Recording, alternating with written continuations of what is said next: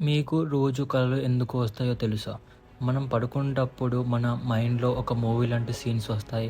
కానీ అవి రియలా? లేదా మన బ్రెయిన్ క్రియేట్ చేసిన ఇల్యూజనా అని డౌట్ మనకు వస్తుంది.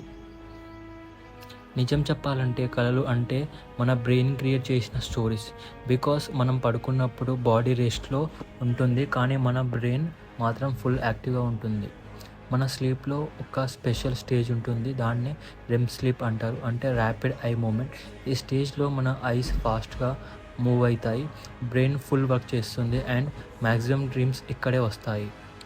మన బ్రెయిన్ రోజంతా కలెక్ట్ చేసిన memories, emotions, happiness, fear, tension అన్నీ స్లీప్ టైంలో మిక్స్ అయ్యి ఒక మూవీ లాంటి డ్రీమ్స్ క్రియేట్ చేస్తాయి. అందుకే కొన్నిసార్లు స్ట్రేంజ్‌గా, ఫన్నీగా లేదా స్కారీగా డ్రీమ్స్ వస్తాయి. డ్రీమ్స్‌లో మనం రన్ చేస్తాం, మాట్లాడుతాం, ఫైట్ చేస్తాం, కానీ బాడీ మూవ్ కాదు.